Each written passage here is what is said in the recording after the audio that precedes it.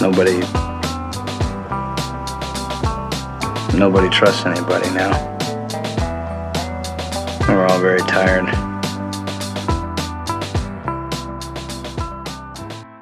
Hello, welcome back to another episode of the Hate to Interrupt podcast, the most nostalgia-ridden reference humor podcast of all time. I'm Timmy. Sorry, Asian Nick. I forgot I was still trying to commit to that bit. I'm Nick from Stop Culture.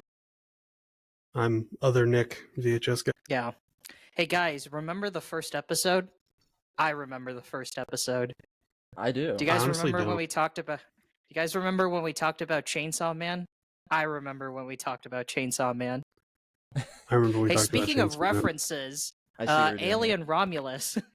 Sorry. So I guess we have a whole section of the podcast to talk about the Alien franchise as a whole that was kind of spurred on by Romulus coming out, but on our last episode, I think it was, we kind of all discovered that I am like woefully uneducated on the whole Alien franchise, so I basically did like an entire fucking marathon to just like catch up so we could talk about all this.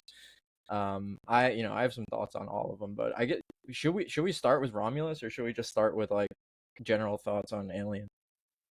So how would you rank so I'm curious because I know this is your first time watching a bunch of these movies. I'm curious how you would rank the franchise. So from like best to worst, I guess. Okay, so I've seen Alien, Prometheus, Covenant, Romulus, and a little bit of Alien 3, but I can't really rank that. So I'll just do the 4 that I've seen. Okay. So bottom would be Romulus. 3 would be Covenant, then Alien, then Prometheus. Okay. That's interesting. So you like Jesus Prometheus more Christ. than I Alien? do, yeah. I do like I know it's controversial. I think I mean, I don't, it's not like a better movie necessarily because like it's just like I would say that Alien accomplishes like what it's trying to do a lot more successfully than Prometheus does, just because there's a lot of loose ends in that movie and the kind of like I don't know. I don't think it totally fulfills all the promises that it set out to make from the beginning, but I think generally it held my interest and I was like more intrigued by the movie for sure. Like I think I avoided Alien this long because it's just not really a genre or like atmosphere. Like I don't really like cosmic horror like creature feature things that much. So it was never that interesting to me and I just watching it didn't really do anything for me. Well, I think a lot of it too is probably so many things are like very, very referential of Alien. So you've probably seen Alien before without actually seeing Alien if you're going back and watching it now. That's very true. Yeah. Yeah. This is like as influential as say like something like Star Wars, where every single like space horror thing ever probably took something from Alien. But on the topic of like Prometheus being more interesting, like I guess, but like if that's all that really if that's the end all be all of things, then like I don't know, fucking Southland Tales would be the most amazing movie in the world, but it's not. Just a bunch of Redditors really like that movie, So it's like, I get what you're saying about like the movies being like more ambitious. I'll give you that. The film is definitely more ambitious, but I would never say the film is necessarily good. It's Prometheus is kind of a weird film. I don't hate it to the extent that VHS Nick hates it, I'm assuming. But I certainly don't like it as much as you. It's kind of like if I just don't think about the fact that this film is needlessly connected to the Alien universe, then it's kind of fine as like a dumb, stupid, like scientists find God type sci-fi space exploration movie. Like if I just look at it as that, then I guess yeah, it accomplishes what it wants to. I guess it does a decent job doing that, but you also have to remember that it's also trying to be like a dumb shitty horror movie, and it fails at being a dumb shitty horror movie. Like it's really really really annoying and uninvesting and unbelievable when every single character is just the dumbest motherfucker in the planet, when everyone just does the most asinine bullshit things ever. Like, and these are supposed to be scientists. Like, there's a difference between like space truckers and when they do dumb shit, and when like supposed PhD like educated scientists think that taking off their helmets in a fucking alien planet is like the smartest thing in the world. Like Yeah, when well, when an that was alien like, yeah, that's I stupid. think for the first time in Yeah. my life, Timmy's just taking the words out of my mouth.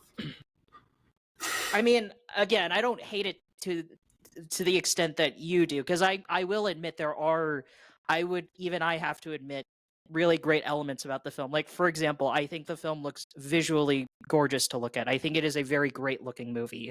You know, like the opening like 10 minutes. If the whole movie was just the opening, like sure, yeah, it's like an 8, 9, 10 out of 10, whatever. You know, the opening was awesome where he fucking kills himself while drinking cum. You know, that's fucking awesome, man. So Yeah, exactly. Like Yeah, the first 10 I think minutes, I was people like, whoa, this is sick.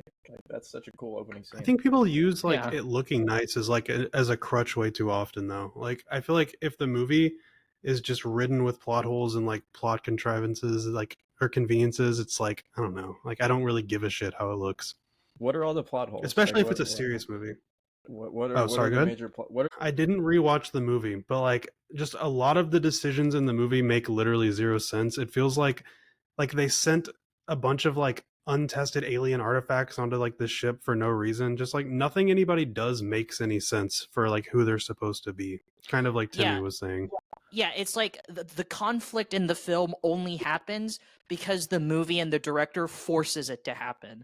Like, so when you see the supposed smart space botness, like, trying to touch this very clearly dangerous, like, alien vagina snake, and then it attacks it, like, what do you fucking do? Like, how did you not see that coming? You know, like when Charlize Theron is trying to escape from a falling fucking ship and she doesn't Runs go in straight. either directions, yeah, she just runs straight. You just go, why does the movie think I'm this fucking dumb? Like, why does it think I'm Charlize this Theron was stupid? fucked You know? either way. She was fucked either way, dude. I mean, it was right It was a over pretty her. skinny ship. I can't remember It's like exactly so what circular. the dimensions of it, but like it seemed like Shaw, the other woman who survived, was like at a different angle that was more advantageous for her to get away. I don't know. That like I don't know. I don't really give a shit about that stuff. That's literally just like a feature of horror movies. Like people act dumb because the But movie whenever needs them to. It's like whatever. I don't care. I thought the movie was interesting philosophically. I mean, like you're saying, Tim, it's not like it's not a masterpiece or anything, but it definitely gave me like considerably more to chew on than anything else I watched in the Alien franchise, which I get isn't really what people are going to this franchise for, which is probably why people don't like Prometheus as much, because it just like randomly tries to turn into like its own like creation myth out of nowhere, which is kind of strange, I guess. But I think the concept of the engineers is really, really cool. I really like the engineers. I was looking into them like all weekend. I think it had to execute perfectly, like you said, because people weren't wanting it, right?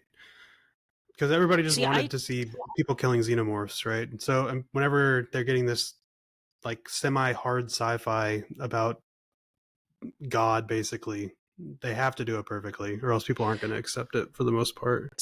See, I disagree with this idea that like, oh, like alien fans like don't want this, like they don't want these like deep philosophical conversations about like life and humanity and evolution and all that stuff, because all that stuff is in the first movie. Like and it's not exactly subtle. Like the film is very, very like interested in exploring these ideas about like the perfect organism. Like Ian Holmes like literally says this when he's like a fucking head. He's like, oh my god, it is the perfect organism, it is the peak of evolution or fucking whatever. You know, it's like, it's not like the franchise never played with these concepts before. They totally did. I don't think it's the fact that these ideas are in the movie. That's not my problem at all. My problem is that they're communicated in a way that it feels like a fucking 14-year-old wrote them, like it's some shitty fan fiction, instead of like, you know, an actual mature, interesting take on the subject matter.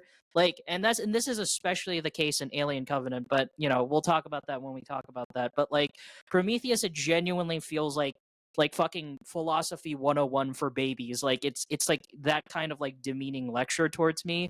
You know, like I one of the biggest like moments where I'm just groaning, where I was just like, Jesus Christ, like when David is like, "Look at me, I am human," and then the fucking albino Namekian rips off the head and is like, "No, humanity sucks," and I'm like, Jesus Christ, is He this doesn't seriously say he how you're doesn't say any of communicating that this? though. No, he doesn't say say anything. that, but like it's the most obvious thing in the world that that's how he's feeling, and I'm just like, Jesus Christ, like come on, like I will say Michael Fassbender fucking killed it though. Yeah, Oh yeah, he's a he's the great best part part of of those these movies. Yeah. Especially in Covenant, he was really good too. I mean, we were kind of laughing about the like whatever he says about like fingering his record. You blow, recorder or I'll something. do the fingering. But I mean, I was like kind of defending that line though a little bit because it kind of foreshadows the fact that he has this weird like semi-sexual attraction to the newer model of himself. And also, I mean, he tries to like kiss a human too after, so he's kind of like obviously like longing for some kind of sexual connection, which they maybe put that in the mid part of the movie, so you understand that he's kind of going that direction later. So it kind of made sense to me. Well, Timmy, how would you rank? Oh my God, how would you rank the Alien movies? I don't know, probably like Alien, Aliens, Prometheus, Alien Cubed, Alien wait, sorry, I fucked that up. Alien, Aliens, Prometheus, Alien Cubed, Alien Romulus, Alien Resurrection, Alien Covenant. Unless we're counting the fucking Alien versus Predator movies, which I don't really consider that the same thing, but whatever. I think they kind of get their own conversation. Have you guys seen those? Yeah. Yeah, I have. The first one is although I don't know if anybody. The first one is like a barnyard level film. It is like the funniest fucking shit ever. It's just like it is like on the same level as like if like teenagers made the movie, but the second one is like the most abominable piece of shit ever. I remember when I was watching the second one, I was like constantly like my hands were in my face just like, oh my fucking God, really? Like so I don't know if anybody's actually seen Requiem because the color grading is pure black. You literally can't see anything the entire movie. Yeah, when people say it's dark, it means it's dark not because it's edgy or because the tone is dark. It's because you literally can't see dick, like Nick was saying. I mean, It's Tim, so fucking there was dumb. something you were saying before in the group chat about how and I told you I generally agreed with this take about how one of the worst parts about legacy sequels, or in this case legacy prequels, is that you have a simple effective concept that worked 30 years ago, yet now the director or a new director has to come in and like flesh out the concept of like, why was this monster here, like, do we really need to know? And like 9 times out of 10 I would say no, but in this case, like, I think the xenomorphs are like made so much more interesting by Prometheus and Covenant existing, because basically like the engineers created the xenomorph. What I took from it anyway, it's kind of open to interpretation, but what I took from it was that the xenomorphs, or the engineers, created humanity, but they disliked the path that humanity was taking over the millennia or whatever, so they created the xenomorphs to kind of like erase their first creation, but the xenomorphs got out of hand, which ended up killing them, which is the same thing that happened to David, and Mr. Wayman or whatever, he turned against his creator too.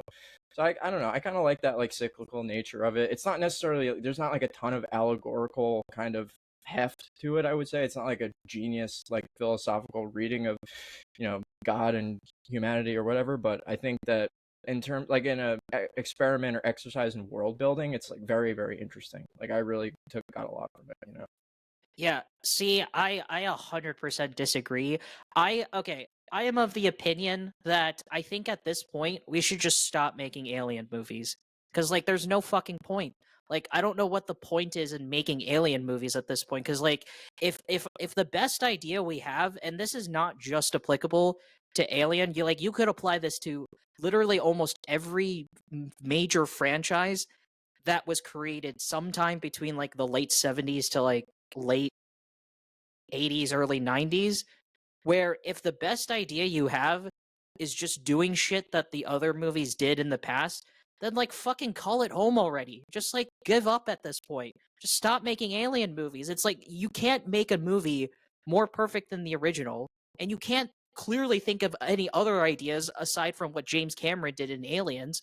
So like, what the fuck is the point? Because like, if our only idea is just explaining how xenomorphs are a thing and how they were created and what their motivations and blah blah blah all this other shit, then we're just kind of come to the same stupid But that's problem at that least like almost something new. every Like other horror. Well, but for here's the the sake, thing: like we just I don't. Go ahead. well, here's the thing, like by doing that, we just come to the same problem that every major horror franchise comes to when they were like, well, we're going to make this super deep now by explaining their backstories, you know? Cuz like Rob Zombie did this same thing when he made the fucking his Halloween remakes. They were like, who is Michael Myers? Like why is he like this or whatever? But like the moment you explain like these dark, mysterious, unstoppable forces who the whole point of why they're scary is that they're basically just these like faceless shapes that like you don't understand. The moment you force us to understand they're not scary anymore. Like why the fuck would I find xenomorphs scary now that I know that they were basically just the pet project of a fucking gay robot, you know? Like what how It's does so that much make more than them that, though. more scary or more I was gonna interesting? It's so much I more was than gonna that, though. disagree with you, Timmy, but now after listening to you, I actually just agree with you. So Yeah, damn see? No, but I mean, to say that xenomorphs are just I mean, yeah, they're the pet project, but they were literally designed by our creators as a, the. No, I don't know if it was like necessarily an upgrade to us, but I viewed it as like as our reckoning. You know, the engineers grew to hate humanity, so they created this like unfeeling, fucking terrifying race of ultra predators or whatever the fuck that ended up killing us and also killing them. Like, I don't know. I definitely think that's cool. I think whenever you take away a lot of the mystery, it does take a lot of like the horror element out of it. Like I wouldn't even call Prometheus or Alien Covenant really a horror movie anymore, right? They kind of lose that whenever everything's kind of explained to you. So I think it just changes the franchise. I don't think it necessarily like, and I feel like it's kind of hard to go back too. Like even I feel like Romulus was kind of like struggling to find which direction it kind of wanted to go with it. Did it want to be alien? Did it want to like struggle with like the weird evolution shit? Like they didn't know what the fuck to do. I think it just So they just confuses the half-ass entire both. series. So Yeah, they just exactly. half-ass both, yeah, and then don't commit to either. I was Sorry, I telling didn't you mean to guys interrupt. in the group chat, like Romulus was fucking excellent for the first like half hour. I thought it looked better than Prometheus and even better, like as good or better than the original Alien at certain points. I thought it was like really really well done. Looked fucking great. Um, cool tension, kind of like a different part of the universe that we're not used to seeing. Like different. I know you didn't like that, Nick, but it was like different sorts of characters that we're dealing with, which was kind of like fresh. I didn't mind it. It was just kind of off-putting at first. Well, what do you think It of took me a minute Andy? to get What do you used think to of him. Andy? I thought Andy was great. He was like one of my No, he favorite was the best androids. He character was in the entire movie. he was 100%. literally the only character that I didn't like cringe or make me want to die every time they opened their mouth. Like he was the I would only watch a movie of character where just I was him. like, yeah, if the movie was just him, I would have been like, fuck yeah, this is great. Like finally a decent alien movie, you know? But then he's just littered with just typical Fede Alvarez like dumbass fucking human characters who really don't have characters on their own. This is just like I guess a Fede Alvarez problem more than anything, where like all the characters he puts into these movies, he likes putting like a lot of like a gang of like generic white kids, and I guess in this case British slash multi-ethnic kids who just say the most like Zoomer Gen Alpha shit ever, and then they get killed off. Like that's it. That's his shtick. And like I was like, are we seriously doing this again, Fede? Like, are we seriously doing this again? Like, I and think there's it this works in a lot stupid. of his other like silly like I think like what's the one Don't Breathe? Like I think for those types of movies it's fine because it's kind of what you expect when you're watching those kind of silly horror movies. I But I guess, agree. yeah, yeah. But it's just it's really frustrating when it's something like this or Evil Dead, where the whole point of those horror franchises are the characters. If you could agree with me or not, you know, like when I think of the first thing about Evil Dead, I'm thinking of someone like Ash. You know, Ash. You know, I'm thinking of Bruce Campbell's character. When I'm thinking of like Alien, I mostly think of Ellen Ripley or maybe some of the androids. You know, Yeah, but like that's the thing. Like in the first Alien, it's like Ellen Ripley and I guess Ash, like Bilbo Baggins, are the only yeah. fucking actual characters. It's kind of a theme through these movies because like you're not gonna really build up too much of these characters because they're just like cannon fodder for the xenomorphs to fucking devour. So like building them up is kind of futile in a way. You know, like why do it if they're just Yeah, gonna die immediately? I definitely think the main chick could have done with a little bit more characterization, but as far as the other ones go, like, yeah, they're all just gonna fucking die anyways. I don't really care. See, I don't think that's an excuse to just make them bland, forgettable, nothing characters. You know, like I'm not gonna pretend that like John Hurt's character from the original Alien was like the most well-developed character in the world, but he felt believable enough where I cared about him when, the inevitable like face chest burster scene happened. Like I care enough Yeah. about Dax as Tex or fucking whatever his name was. I care enough about his character because he felt like a believable, like he made reasonable choices and he just felt like he was just in a wrong place, right time. Like all the characters in the original Alien felt that way. The characters in The Thing felt that way. Like I'm not going to pretend all the characters in The Thing are like the most well-developed characters in the world, but they were likable enough and were believable enough that I cared about them whenever, the horror shit happens. I agree, and I would honestly say that's why I would rate Covenant over Romulus personally, even though most people fucking hate Covenant. Like I think the characters were entertaining, and I could kind of turn my brain off and just watch that movie. So yeah, I put Covenant over Romulus. Like I was saying, I thought there was a lot to love about Romulus in the beginning, but then it like once it turns into the horror movie, it just becomes, I don't know. There's the references to everything else, in the past. Basically once fucking deepfake Bilbo Baggins comes up, it's like just over. Like I'm just like, Jesus so Christ, horrible, yeah. And then I swear to God, the scene where Andy just goes, "Get away from her, you bitch," and I was just like, Jesus Christ. I thought about wanting to leave the theater at that point. I was like, you fucking assholes. I don't know. At a certain point in the movie, I was just like, we're getting what we're getting. Like I didn't hate it, like hate watch it, but just because it's inoffensive, it's like it's just Fede Alvarez movie. I don't know. I think it just, I was a little bit disappointed because the way it was set up, I was definitely like expecting a little bit more. I mean, there was so much thought and care put into like the set and everything, and just aesthetically the way it looked. Like it feels like, it's kind of funny because I mean Ridley Scott produced this, I guess, but it feels like the most aesthetically faithful to the original Alien, or maybe Aliens is more, I don't know, but like this felt like it was really harkening back to the aesthetic style of the original 1979 Alien, like way more than Prometheus or Covenant or any of that. I agree, and I think that's what I like enjoyed the most about like the first like 30 minutes or so too. Yeah. I will. But I don't admit, have Good. Oh yeah, finish your thought. I was just saying I don't have that much to say about like it's just like a solid 6.5 out of 10 movie for me or so. Like it's just it is. Do you think Yeah, is it essential for me to see Aliens or what? 100%. Well, yeah, it's the only other not bad Alien movie. I would say 1, 2, and 3 are the only ones I would say are actually good. And 3 is like I'm not going to argue with somebody if they say they hate it. I have some level of admiration for 3, but I could never say that I like the movie because I don't think it's good. I mean, even David Fincher thinks it's shit. So, like if he doesn't like it, then how could I possibly like it, So, not to say that like I need the director to say that he likes or doesn't like something for me to validate my opinion. I'm just saying like I just don't think it was true to his vision, and that's probably why he thinks that. But I think the movie as a whole is pretty good. I guess. So, yeah, I will admit that I too, the first like 30 minutes, I was just like, this honestly isn't as bad as I was expecting. Like, this is kind of okay, like if it keeps this up, then whatever, I'll be entertained.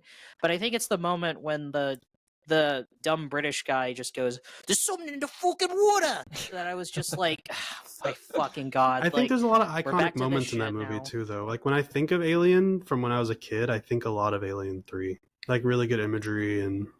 Oh, I thought you were talking I about don't know. Romulus for a second. I was like, when the guy says there's something in the fucking water. Yeah, I thought you meant It that was was a the cultural iconic scene. Is like, Fuck. 'Cause that's like the fucking main line in the trailers. Like every time I went to the movies the past fucking couple months, it was like, "There's something in the fucking water." I don't know. It's like, goddamn. something in the fucking water. But like, I mean, I think legacy sequels in general, like, it's so rare for me to like actually think they're decent. I mean, y'all saw Beetlejuice, right? do y'all have any yeah. more alien stuff to talk about? We can talk about I aliens have some more. nothing.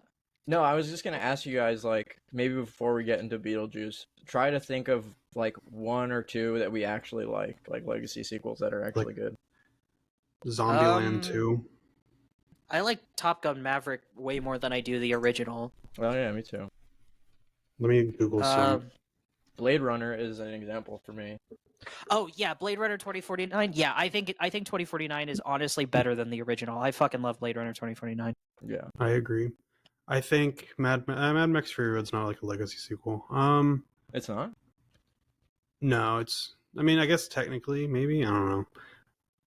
I But guess. the new honestly, if the Halloween series had just continued on with the first one, I like the first Halloween remake pretty well, but they got fucking annoying with it.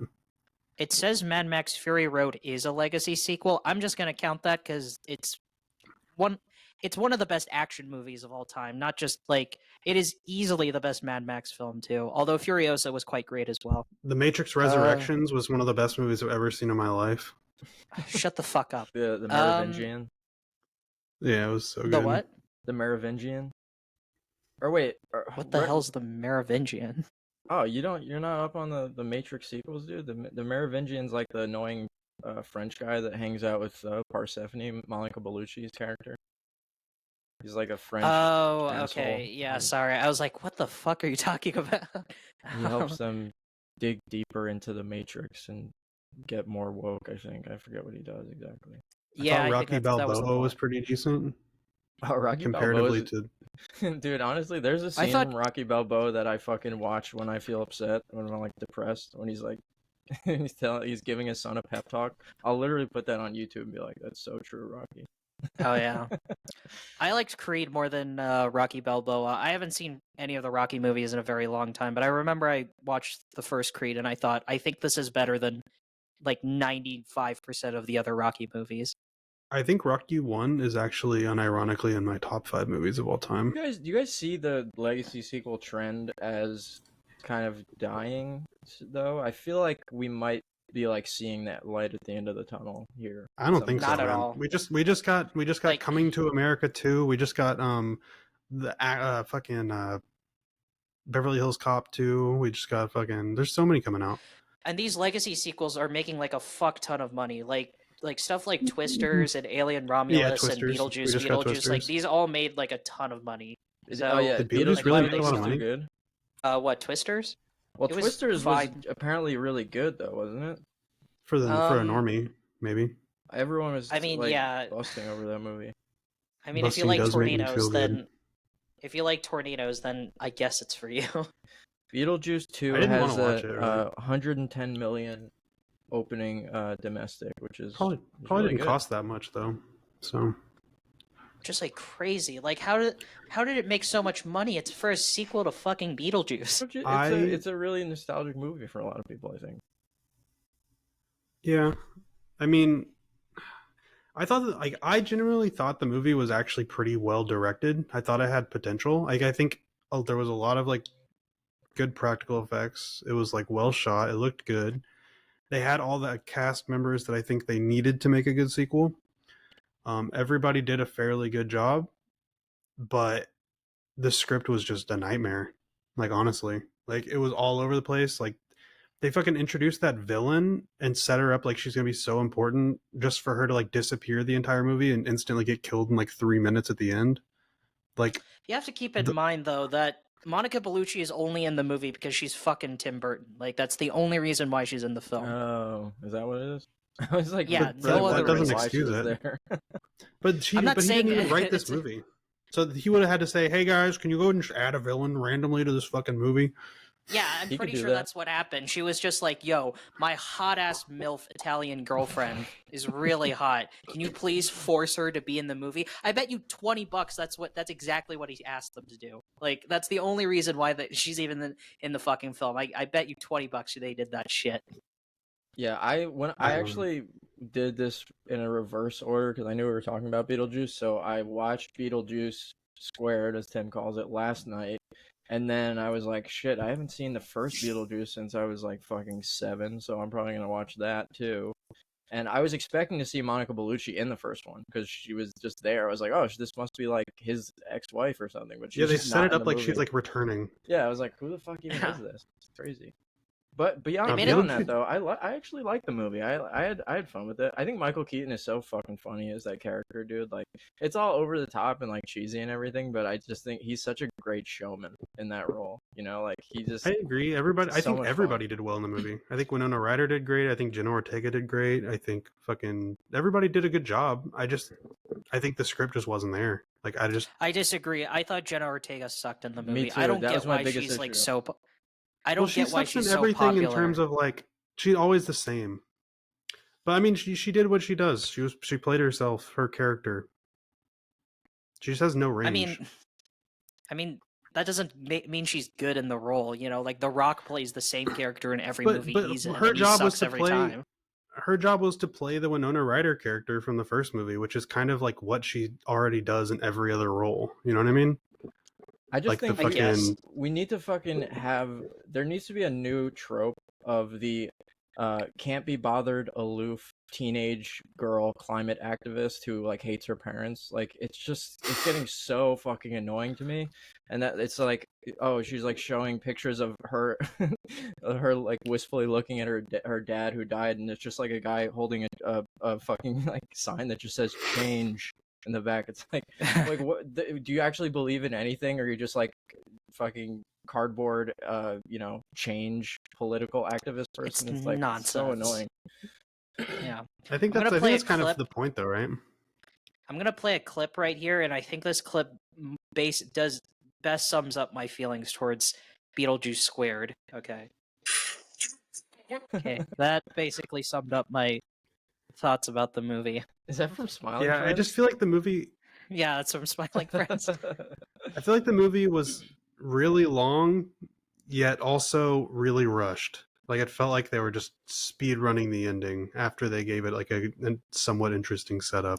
I agree. It felt like the most 3-hour, 90-minute movie I've seen in a while. I was like, every now and then I was like checking the runtime, and I was like, how the fuck is this 90 minutes? It feels like I've been watching this for a fucking like 2 hours already. Like it's like it's crazy how not just how little shit actually happens in this film, it's also crazy how fucking boring it is. Like you guys were talking about how fun and entertaining it is.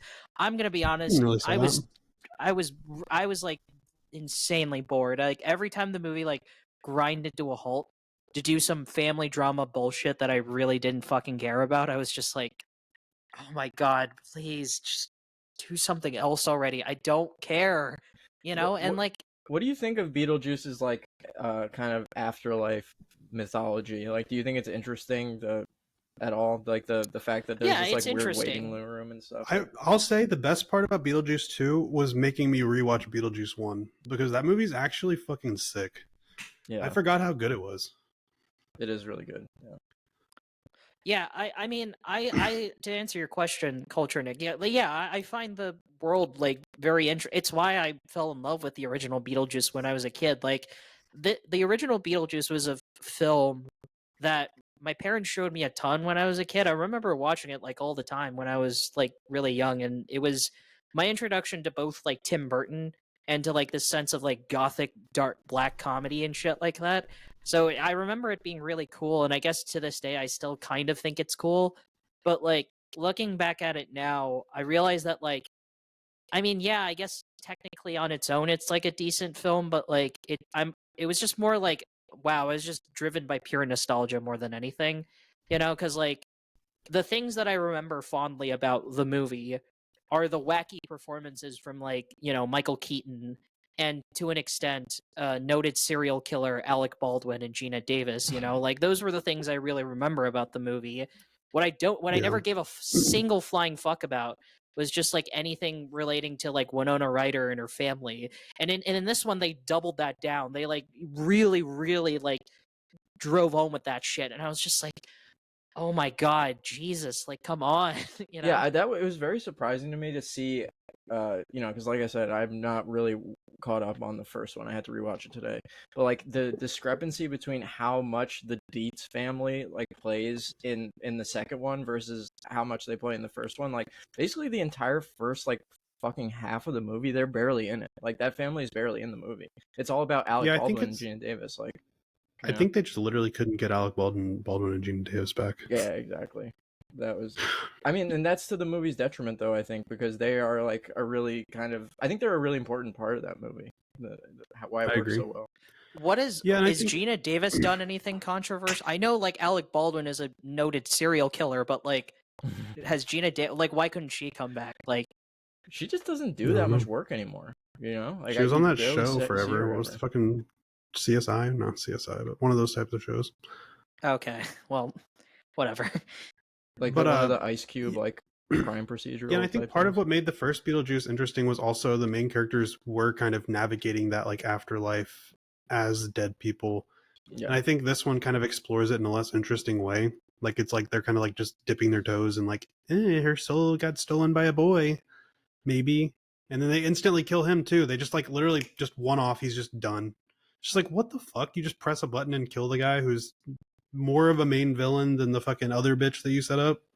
Oh yeah, dude. There was one He just falls into a pit of fucking fire. the line that made me roll my eyes, or a couple of things that made me roll my eyes, were with that character where he's just like up in a tree reading Dostoevsky like every fucking Dude. 17-year-old in America. Like who is doing that? Nobody. And I then literally, he's and then just like, she's fucking swooning over it too. yeah. And then there's the one thing where she's like, oh, you have a lot of 90s records, and she's like, you get these on eBay? And he's like, no, I don't trust anything I can't touch. I was like, dude, shut up. But then I mean it makes sense after, because you find out he's a ghost or whatever, so you can't use eBay. You can't use ghost eBay. So. I don't know. I think the twist could have worked. I don't know. The movie just fucking overall is just a poor attempt. I love this thing. Like I love Justin Theroux. I thought Catherine O'Hara was really funny. Keaton's obviously really funny. There's a lot to like about it. My biggest issue with it, you know, if I'm even gonna like make it that much of a gripe, is the Monica Bellucci like randomness. Like she really doesn't fit in anywhere. I guess only as a reason to like give Willem Dafoe something to do at the end, and you know, be like this weird like performer cop guy. Like I don't know what the fuck was up with that. I kind of liked that. I kind of liked the whole Willem Dafoe. He's like he's a movie star, but he thinks he's a cop or what. I kind of liked that. You know. Yeah. I think everything, whenever like say somebody's trying to pitch me this movie, right? I think if somebody was sitting there pitching me this movie on paper, I'd be like, or just like from hearing it, I'd be like, oh, that sounds like a good idea for a sequel. But then they just everything was just executed poorly, you know? Yeah.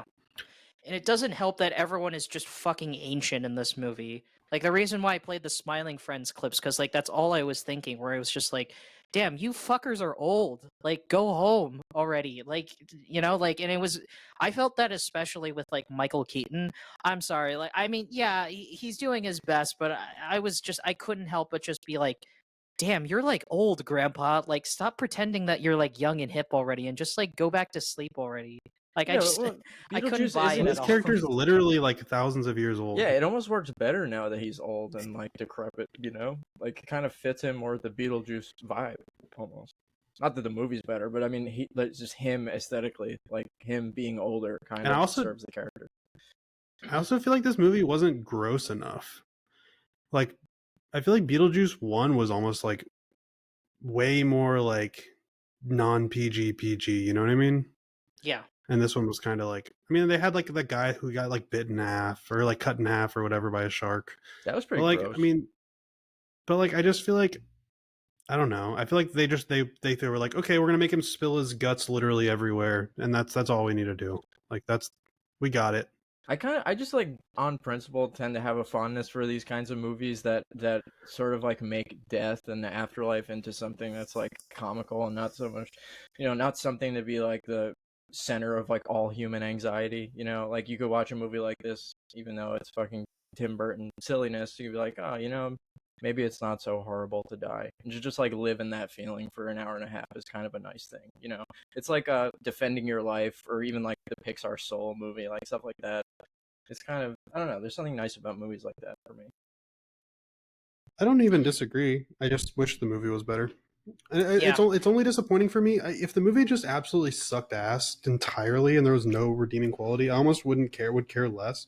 But I feel like they had everything they needed to make a good movie, and that's why it's disappointing for me. Yeah, I'm kind of the same boat. I was just like, I guess you technically have the blueprint to make a decent Beetlejuice sequel, but like, it just wasn't there. And you know, I'm also just don't think that Tim Burton has just even made anything worth a shit for the past like 20 years. Like, the last like remotely interesting thing he made was like Sweeney Todd, but that was like what, like almost 20 years 15 ago years or ago, something. you know? Yeah, so it's like, so I was kind of like dreading going into this because it's like Tim Burton is a director I fell out of love with a long time ago. Like, I used to adore him with stuff like Edward Scissorhands used to be like one of my favorite movies when I was a kid. I loved Tim Burton Batman, but you know, What's I'm y'all's just kind favorite of Tim like, Burton movies? And sorry. I was asking what y'all's Um, favorite Tim Burton movie was. I think Edward Scissorhands, but I haven't seen Ed Wood, so that might be my new favorite one if I ever get to that oh one. yeah, the RLM guys always talk about how that's such a great movie. Hmm. I always I don't know why, but my whole life as a kid, I always thought Bubble Boy was a Tim Burton movie, and I always thought that Bubble Boy was my favorite Tim Burton movie, but it wasn't. The But Jake probably Nightmare Nightmare Gyllenhaal Before guy. Before Christmas is Nightmare mine. Before Christmas is my favorite movie where people think Tim Burton directed it and have Oh yeah, gaslit he themselves didn't. into thinking Tim Burton directed it. He just wrote it, Oh right? well, Yeah, Nick, he Like just even wrote wait, and yeah. produced it. you really Yeah, liked Henry Selick directed it. you really liked Charlie and the Chocolate Factory, don't you? Yeah, I liked his version. Yeah, That was surprising to me because I don't know what it is about that movie. I really cannot stand it. really. I think it's Big annoying, Fish but like in was, like an interesting way. Big Fish is fine. I've grown out of love with that movie. I liked it a lot more when I was younger for some reason. Mars Attacks is actually probably my favorite. Did he direct Mars Attacks? Yeah. oh, I don't know. Oh, he did. Mars Attacks is 100% Mars Attacks is my favorite actually. I'm dumb for not even thinking of it. Oh, what about his Sleepy Hollow remake? Or I don't even know if that's a remake. Sleepy Hollow was okay. It's a good movie. I haven't seen it. Yeah, I haven't seen that, and I haven't seen Mars Attack. Mars Attack actually looks kind of James interesting. and the Giant Peach. I used to love that movie as a kid. That wasn't him. He That's also Henry Selick. Oh really? He didn't do any of yeah. his animated movies. Let me see. He did Corpse Bride and Frankenweenie. I like Sleepy Hollow so much because it's one of the few times where Tim Burton's like, all right, I don't have to be extremely quirky. I can just like be sort of scary. Because usually I it's like with forgot him, the he- quirk and the horror are like inextricably linked, you know? I forgot that he directed the Mark Wahlberg Planet of the Apes. Yeah, wasn't it hot when Marky Mark kissed Helena Bottom Carter ape? That was really hot. Bro, I used to unironically watch that movie on repeat as a kid. I know it sucks. The 2001 Planet of the Apes. I don't even know if I've seen that. It's dog shit. You don't need to watch it. But I mean, that's another example of legacy sequels that are good though. The Matt Reeves Planet of the Apes movies are good, I think. but also I think they have a leg up because the original Planet of the Apes movies aren't that good. I haven't seen them, but I think the first one is very iconic and it does a lot of interesting things, but I think as a movie it's not that good. Even of movies of the time. And I think all the sequels are very, very silly. They're enjoyable. I could sit down and watch all of the original Planet of the Apes movies. I love them. But they're very stupid and silly and goofy. So like, you think Dawn and War are silly? I'm not talking about the new ones. Oh, sorry. I thought you were talking. I'm talking about the sequels. originals. There was like 8 Oh. original movies, by the way. It was like okay. a series of like 8 films. Yeah. But yeah, they're it's the things it's following up on aren't like masterpieces, right? Yeah. So I think it's a little bit easier for them. Yeah. Well, But I agree. I mean, I don't know. When you're talking, Tim, you were like kind of shitting on like Fade Alvarez before, and it's like, I don't know. It's hard for me to completely shit on these guys because it's like they're playing. They didn't invent these rules, you know. Like I'm sure if it was up to Fade Alvarez, like would he want to be doing the fucking 8th film in someone else's franchise? Like probably not. But like I'm sure he would. Who wouldn't want to make an alien movie? Well, I mean, I don't know. I haven't like done seen interviews with him about it, but I'm just saying, like, most creative people like want to do their own thing. If they have an opportunity to do something, that's fine, but like it seems like to actually like get anything made now, it's like what we always talk about, like it has to be a sequel, it has to be like some IP thing. Like, Yeah. what I'm trying to say is just like he didn't create the rules, he's just playing by them, so it's hard for me to get mad at him or anybody else that does this, you know what I mean? Yeah, I think I agree with you. Like a lot of Romulus's problems are probably mostly to do with studio interference and them wanting them to like just go a certain way with things. Yeah. Because I think if he just made a fucking alien movie that he wanted to make, it would be great. Who was the guy who was gonna make an alien movie fucking 3 years ago? What's his fucking name? Neil Blomkamp. Yeah, like I feel like he left because they wouldn't let him make the movie he wanted, right? So I mean, I feel like all signs point to studios not really letting the directors kind of. I think that was run more free. just like Fox was more confident in Ridley Scott's Alien prequels than Neil Blomkamp. Because like, who are you gonna trust? The guy who created the franchise in the first place, or the guy who made Chappie? Like, fuck off. So He also did District 9 though, which I think is fine. I haven't seen it since I was 14, 15. Yeah, same. I remember it the holds up first and time it's really good. I guess. I mean, I'll probably need to rewatch it, but I remember the first time I saw it, I was like, yeah, it was fine. It's okay. It was whatever. It has the tiniest budget of all time, and it looks like a fucking $200 million movie. Do you ever find out what happens to the other districts? No. No. They end on a cliffhanger. It's implied that they're going to make a squeakquel, but then that never happened. So. And is that the 10th district? Yeah, District 10. Okay. Yeah. But I like Neil Blomkamp. I think Elysium was good. I think Chappie was silly, but fine. I think the problem was fucking have Die Antverd or whatever the fuck their names is. Fucking guys are so weird. Or it's not all guys, but yeah, their music. But the dude's like a fucking piece of shit too. It's like, oh, he's a sex pervert. Yeah. Damn, dude. Everyone's just a sex pervert. Yeah. Everybody is a fucking sex pervert, dude. Stop doctor disrespecting the age of consent, you fuckers. They're not gonna. I think Hollywood actually has a bigger percentage of sex perverts than any other industry. Yeah. There's a lot more people with power over other people, and a lot more sway to be made in that direction. They're at least more publicized than like other industries. Like people wouldn't really give a shit about like, the corruption of like the retail industry. Like no one gives a fuck. But when it comes to like celebrities, then yeah, people will care more. At least that's my argument. Yeah. Thoughts, theory. Yeah, I mean, I don't know. No, go on. Like if all I have to do is let a dude fuck me in the ass to like be making a like fucking $10 million in a movie, maybe I let a dude fuck me in the ass. You know what I'm saying? Yeah. Casting couch, bro. Hey, if the Huck to a girl can get a podcast, then literally anything can happen. That's all I'll say. I literally specifically haven't watched that video. Doing the rounds on like every podcast is so funny. I know everything about it, but I don't know what she looks like, and I haven't seen the video. I've refused to look it up. It's not even that funny. It's like I have no idea why it went viral, honestly.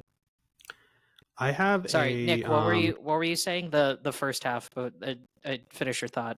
The thing you were originally going to say. Culture, Nick, not. Oh, I was just saying, like, I was watching. She's been kind of doing. I think she has like some kind of weird podcast deal with some big network, so she's starting her own show. She's also been doing the rounds on like Bill Maher, and Bill Maher just like had the most weird fucking interaction with this woman ever. It was like what's it? Must be like pretty great being like a young woman. Like just like saying weird shit like that to her, and she was like, "Yeah, I guess." Okay, to be fair, it's Bill Maher. Any conversation with Bill Maher will be the most awkward fucking thing in the world. Like, let's be frank here. He's also like a super boomer talking to like a little kid, and is completely like probably doesn't even know what TikTok is. Yeah. Yeah, he randomly started asking her about like fentanyl overdose in her community, which just like assuming because she had a southern accent, I think that she like deals with a lot of people dying from opioid overdoses. So he's like, fentanyl, like you probably see that a lot around you, huh? And she's like, I guess so, like all this stuff. It's so fucking cringe. It's horrible. Holy shit. Anyway, we keep I need to watch. Have you seen the trailer? Have you seen the trailer for the Huck to a Girl podcast. It's like filled with like it's like got Jake Paul and all this other people. It's like who the fuck gives a shit? It's the fucking Hawktua girl. Like this was a dead meme that like died like 2 days after it like became a hit. Like who the fuck still gives a shit? If people, You know, it's if like people can jerk off to it, it's gonna last a while. I just learned about this thing yesterday. Who's that?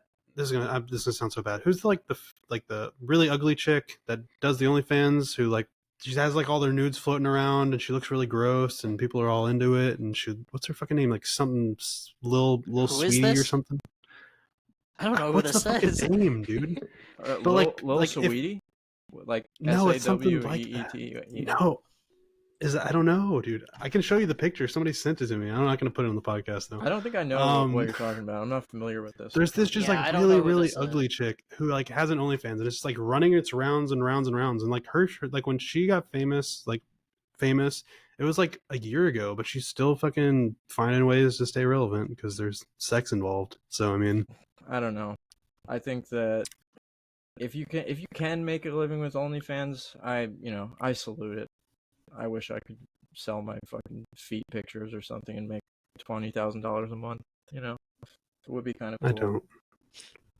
Yeah, it's like the same thing that happened to that guy. Remember that guy who was like, who screamed, "You're breathtaking" to Keanu Reeves at the fucking cyberpunk like thing or whatever? It's like the same shit because he was trying to like run that meme for like fucking years. He was just like, "Yeah, I'm the you're breathtaking guy." You know, it's like, okay, like Some people can actually like transition it. Like, you know, the guy who, the kid who went on the like video game convention. He's just like on the Elden Ring, like whenever they were announcing Elden Ring as Game of the Year, and he's like oh the thanking fucking fucking Bill Clinton and everything, Matan Evan or whatever. I'd like to thank the fucking the Orthodox rabbi Bill Clinton. I was like, I remember when I saw that, I was like, But what the fuck is going on? He Like, has who a the fuck is he has a this? podcast now, and it's actually really really good.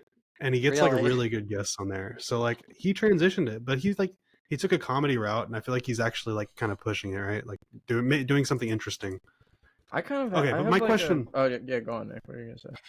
So this is a little bit off topic, but this is something I've been wanting to ask y'all. Is like, are there any directors that like y'all kind of wish would do like either return to something they used to do, or like try something new that they haven't done before? Oh yeah, plenty. But like, who's like your top pick? So try something new that they haven't done before. I think it would be really cool to see, like Wes Anderson do something that is just like totally un-Wes Andersonian. You know, just like stop I agree. making all the fucking little miniatures and stop whatever the fuck. I don't even know how to just like his style is like so. It's just Unique. encapsulates in his entire fucking aesthetic. It's just so Andersonian, I guess you could say. I would love to see him just make a normal ass movie, a boring ass fucking normal movie. I would love to see that. I will say though, Culture Nick, I highly recommend you watch his Bottle the Rocket? wonderful story of Henry Sugar like shorts. Oh yeah, is that good? Is that kind of like that? Because I haven't seen it I yet. remember I really liked them because I Not remember really. like, well, the first the first two shorts I was just like, okay, whatever, this is like typical Wes Anderson shit, you know, it's same thing. I mean, I really like Wes Anderson, not as much as some friends I have, but I like his films. But I remember the last two shorts he did. One was called The Rat Catcher, I think, and the other one was called Poison. I remember I was just like, holy shit, this is great. Like, I kind of want Wes Anderson to make a horror film now. Like, if this is like kind of what he would go for a horror film. You know what I mean? I think his Yeah. favorite movie of mine is Rushmore, and I would say Rushmore is his most like one of his more normal films too. So That's true. Yeah, that's true. I mean, it feels like as he's gotten older, like the French, is it the French Connection? Is that what it's called? The French Dispatch. French Yeah. Dispatch. Like, yeah, that one was like so fucking Wes Anderson. I still haven't seen Asteroid City because honestly, I'm starting to feel like there's this weird thing happening where like, I've seen them all. well, Wes Anderson. I think it might be fair to say Wes Anderson is the single artist who like influenced the aesthetic of like alt lifestyle shit in from like the mid 2000s to like that, but just like hipster ass things. Like he is the guy who like whether people realize it or not is like behind so much of like the way that hipster alt sort of people the way they dress and the things they like and their tastes and everything. So like I feel like now that like he's just like been doing the same thing for kind of like almost like 10 years now, that his style, like his essence basically is becoming dated. I think he needs like a revamp. He needs to update himself because he's being associated with like a kind of like bygone era almost at this point. I agree with you, actually. I think that'd be really interesting. I think it good pick. depends because Asteroid like City was not really, people didn't really get excited for that one as much, right? It's because I quite he's also very consistently releasing movies too. So it's like if he was releasing a movie every like 5 years, like I feel like I'd have more of a reason to get excited. But he's pumping them out. So it's like I Yeah. don't. Wes Anderson is something I need every once in a while. I don't need a fucking Wes Anderson movie every year. Yeah, I remember I enjoyed Asteroid City when I saw it, but yeah, I guess like there's a reason why I connect with his older works more than his newer works, because my favorite Wes Anderson films are stuff like Royal Tenenbaums or Life Aquatic or even like Fantastic Mr. Fox. Like those are the ones I really connect with. That's not to say there's like no value in the modern films that he's working right now, but they definitely are trying to go more for this like pop-up picture book type aesthetic. And like, yeah, a lot of that was also in his older works, but like there was also that like raw human emotion in his films that like also really gravitated towards me as well. And it seems like he's more Yeah, his interested in characters have like, become more of like a caricature of a person more so than like real Yeah. people. which is like fine if you want to just purely go look at like pure style, then like sure, like I have no qualms with that, like something like Climax, is just like the most insane like crazy ass like way of directing and shooting, but like Climax also has like an inherent like grounding narrative that like keeps everything together, that really like is the glue that holds the film together. And that's not to say newer Wes Anderson films don't have that. It's just that the emotional core just isn't as strong as the ones that I really connect to, the Royal Tenenbaums, the Life Aquatics, the Fantastic Mr. Foxes and stuff. But I'd also say his style has like peaked. Like I don't think you're gonna get better than like Grand Budapest Hotel. I think when you're thinking of like Wes Anderson style, like that's as good as it's ever gonna get. Yeah, I can see that. Yeah. Like there's a reason why like Kubrick is my favorite director, because like when I watch, if I close my eyes and I randomly pick a Kubrick film, like you're not gonna know what you're gonna get, But that's the great thing about Kubrick as a filmmaker, is that he is a chameleon. You can give him any genre ever, and he's going to deliver something fucking incredible. Like, oh, do you want a period piece? Here's Barry Lyndon. Do you want horror? Here's The Shining. Do you want sci-fi? Here's 2001. Do you want zany like dark comedy? Here's Doctor Strangelove. You want like two of some of the best horror films of all time, but both of them go for something completely different. Here's Full Metal Jacket, and here's Paths of Glory. You want some erotic fucking slash the Illuminati? Here's Eyes Wide Shut. It's like yeah, there's like something new to gain from a Kubrick film every time you watch it. Like it never feels like you're having the exact same experience. Like you can definitely see that you're watching a Kubrick film, but it feels different each time because he doesn't make the same movie twice. Yeah, I think that like No, with I agree. Kubrick, it's not like there's not as many like aesthetic through lines as there are with Wes Anderson. Like I think Kubrick is, partially why he's so fucking legendary, because he found so many different kinds of ways to be groundbreaking and to be fucking amazing. Did he always use this? Did he always use the same cinematographer? I'm not sure. Do you know, Tim? I wouldn't know. But no, I mean, I think that more of the Kubrick through line is like the kind of tonal things. Like there are exceptions to this, but I think that a lot of times like there is that sort of like I've always just, I don't know if you guys are familiar with like Radiohead, but I've always thought of like Radiohead's music as being a lot like Kubrick's films. Like it's kind of like cold, sort of high art, like high concept, like this almost like sort of like depersonalized detachment. Especially it's so prevalent in like Eyes Wide Shut and The Shining. I mean, he has, I think like Barry Lyndon's probably like a little bit of a warmer film, but like a lot of his stuff is just so much there's that through line of this like cold sort of analysis, as like the analysis of the human condition. You know what I mean? Yeah, I mean, honestly, I as weird as it sounds, as like as dark as Full Metal Jacket is, I'd say it's one of his like less dark movies because it actually has like moments of like real like camaraderie and like happiness. Yeah. I Unlike only a lot of agree his with movies. that in the sense that like it ends up deconstructing that sense of camaraderie. It's less like a group of scrappy soldiers and more just like you're just cogs in a machine. Like, yeah, you can connect with the fact that you're a fellow cog in the machine, but at the end of the day, you're just another cog in the machine to feel this like massive. I could give like I- 6-hour video essays about each Kubrick film like alone. Like so, and to address your other thing about Barry Lyndon, I actually kind of disagree. Like, I would say yes, it is his more intimate film, but I still think it has that same like Kubrickian coldness Mm. that's like present in the rest of his films. You know, like part of the reason why every film is shot like a painting is because a lot of the characters feel that way to me as well. Like every character feels like they're kind of just like moving characters in a painting. You know, like they have this innate sense of detachment to their audience, you know, that like at the same time makes them very interesting, you know, which is why like when you see the shit that Barry does throughout the film, it's incredibly interesting and heartbreaking to watch, but it's also you also don't realize that like wow, a lot of the characters don't actually talk. They don't actually kind of like express any emotion or like communicate their viewpoints because the narrator kind of does a good job, does a lot of the heavy holding, you know, like Yeah. I Barry Lyndon is a phenomenal film. I love that movie so much. I want us to talk about like Barry Lyndon at some point just as a solo episode because there's so much to talk about Barry Lyndon, but I'll put it right there. I'll end it right there. Yeah, I gotta stop I would myself. really love to talk about that what's- one, but I watched it like kind of a while ago now, like probably almost 10 years ago. I needed like a refresher on it, but Well, what's your director that you'd want to see do something, either return to something or do something new, Timmy?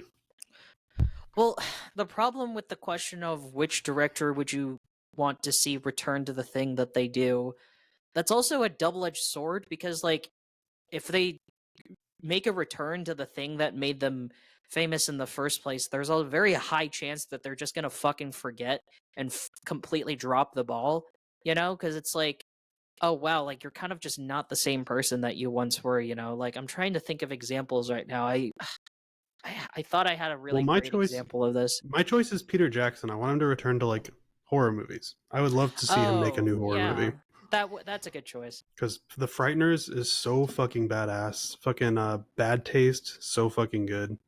I just love to see him like I don't know. I just Dead like I Alive. like those types of horror movies. Dead Alive is fucking amazing. well, I don't would know. like to see the Russo brothers return to Marvel. So, I'm getting that. Well, they are. So lucky you. Yeah, I'm lucky trying to- you. I'm trying to think of because the Wes Anderson one was the first half of the question.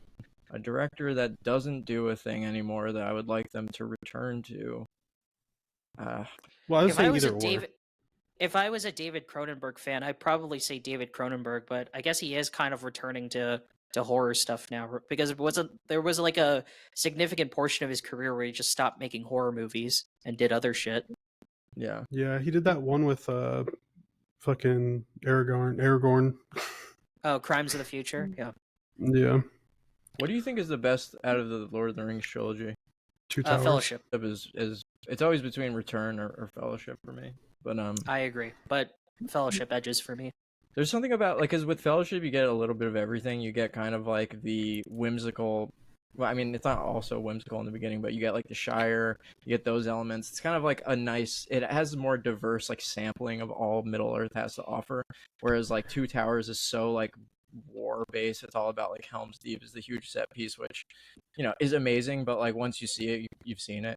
Kind of like it's. But not then like you a also shit get ton the of- like the separate adventures of everybody, like Merry and Pippin's like little Yeah. side quests. Like I think I just like enjoyed how they segmented everybody off in the Two Towers and like the separate stories they told, Yeah. as opposed to like them all being together in the first movie, which I think was the least interesting.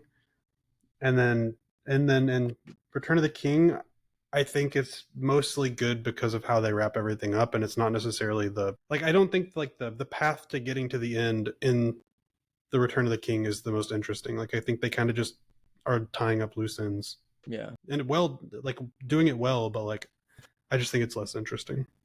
Yeah, I mean, I've been watching all the extended editions. I think the extended editions are so they're so addictive. You can like watch It's them the only way I can watch it. so like over and over again almost. But I mean, I don't know. I'm gonna say this to you guys, and you're probably gonna think I'm crazy, but like, I would seriously give Rings of Power season 2 a second chance.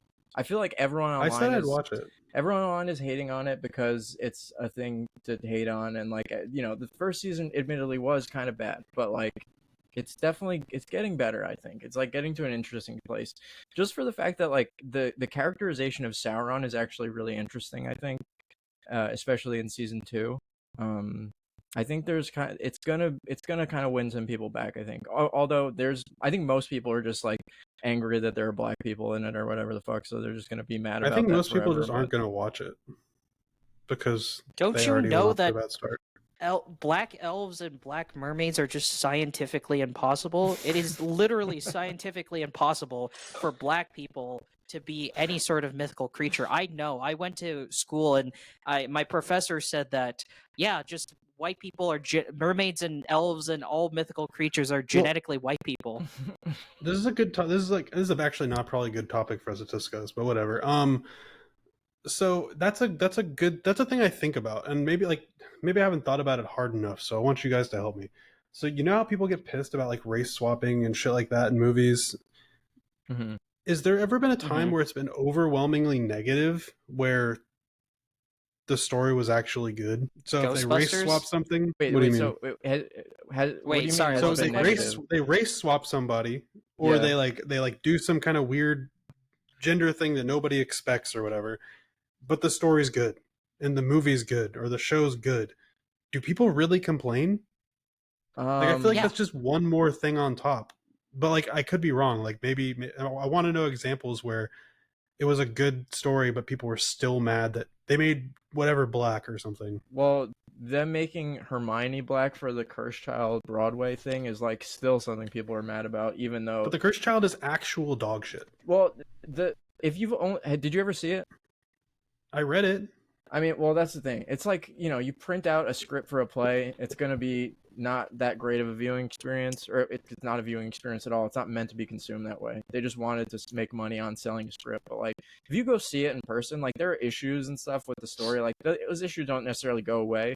But it's a fun thing. It's, like, a really, really cool experience to see live.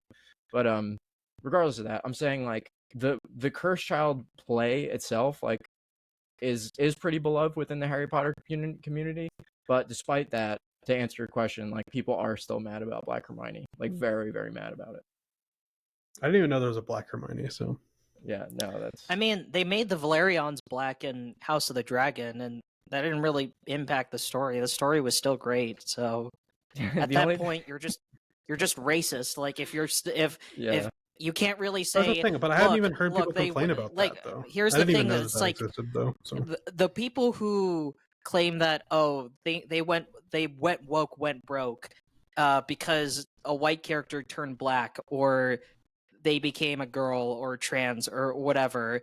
They primarily focus on things that like are already like shit anyway. Like they're already focused on things that like already are getting bad reception or poorly received or whatever. That way they can like hide their racism / sexism / transphobia / discrimination, under the guise of like, see, like because they went woke, went broke, like that's the reason why the show or movie sucks, but they can't do that for things that are actually good, because otherwise they just come across as the most like racist, misogynistic, transphobic piece of shit, and they can't have that. Yeah, I So. think I think that's kind of my point, is like maybe things should just be better, and then people won't be complaining. Like, because I think the race thing is like the least of the worries about all of these things people are talking about. Like if imagine the Little Mermaid movie.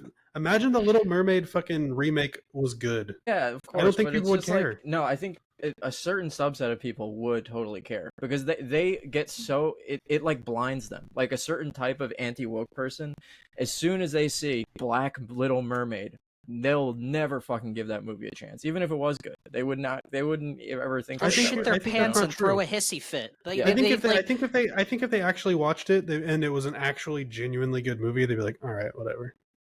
Well, let me go. remember when- Let me go complain about another thing I can be racist about. Remember when The Last of Us Part 2 got leaked and people started throwing a fucking hissy fit and started calling the game woke because they thought Abby was trans, but it turns out she's just really buff?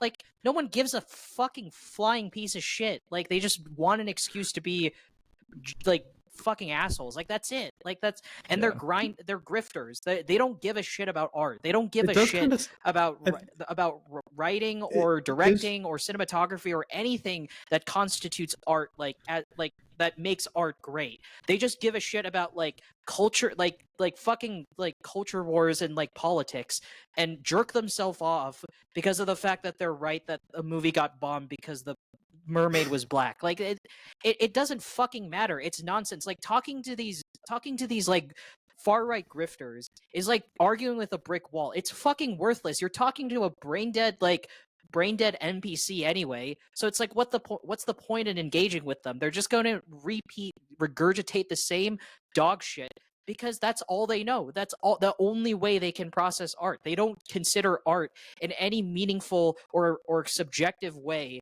that like speaks to their soul or emotion. They're just, oh look, black person, bad. You know, that's why that's why they're getting fresh shit, because a bunch of people were like grown. I stopped caring. I immediately thought the Minecraft trailer was bad because there was a black woman in it. Like, no, shut the fuck up. The Minecraft trailer was bad because it looks like a gigantic piece of shit, and they stalled at Jablinski Games going, yes, I am Steve. Like, there are actual things to be mad about and say that's bad about the Minecraft movie. Literally 0 people except racists and members of the KKK give a shit about the fact that there's a fucking black woman in the movie. Like, I don't know, like, you're doing racism and you're doing misogyny. There's no other way to describe it. No, I so have 2 basically, like, points. Tim, so Go like ahead. You go ahead. the funniest thing about this is like I totally agree with so much of what you're saying. These guys, these fucking grifters, as you say, because that's totally what they are. Like, they make a living complaining about the same fucking shit from the same fucking studios like every fucking day. And one of their favorite talking points is like, oh, these, and they're always British for some reason, like, these fucking writers that get hired at Disney and all these fucking woke studios, like, they're just political activists masquerading as fucking artists and writers. Meanwhile, they're literally just political activists masquerading as fucking They're not. I don't media even think they critics. Like, are. that's all they are. I think dude. they. I think they. I don't even think that Exactly. a lot of them. I don't even think a lot of them believe that. I just think they know what their audience is. Like, and to counter to your point, Timmy, I think even fucking dumbass idiots like the people you're talking about can tell when a movie's good or not. I don't think that they're just blinded. I think they might not give it. They might not watch the movie. They might not give it a chance. But I think even dumbass fucking idiot people know when a movie is good. So whether they're going to give that movie a chance, I don't know. But I also agree that these people are annoying that y'all are talking about, because I feel like it's getting less bad nowadays. But at least for like maybe like 4 years ago or so, it felt like whenever you had genuine criticism about a movie that these people were targeting, it felt like you were almost being lumped in with those people. And it's like, no, this movie is just not good. Like, and I don't want to be like associated with those people. You know what I mean? Yeah. So I don't know. Yeah. Go ahead. No, I totally understand. I mean, it's a fine line to walk, and there's like a pendulum with these kinds of things, you know. Like, I think in the like probably from like 2014 to 2020 or 2019 or something, like the left was going a little bit crazy with like language policing and stuff like that. And there are always going to be people like that, but I think it's becoming much at least more accepted to kind of just be like, okay, you can be like a crazy like language policer person, but I'm gonna like say what I want, as long as you're not being like actively an asshole. Like, no one's really gonna bother you. And I think that this, like, a lot of this kind of stuff is sort of evening out. Like, we're sort of getting to like a much better place than we were a couple of years ago with it. But there's still all these holdovers from like the skeptic era on YouTube that are like still raking in so much money just like complaining about like fucking that like nerdrotic guy and like fucking critical drinker idiot, like all these fucking people that are just making us substantial living just like saying nothing of substance about movies. Yeah.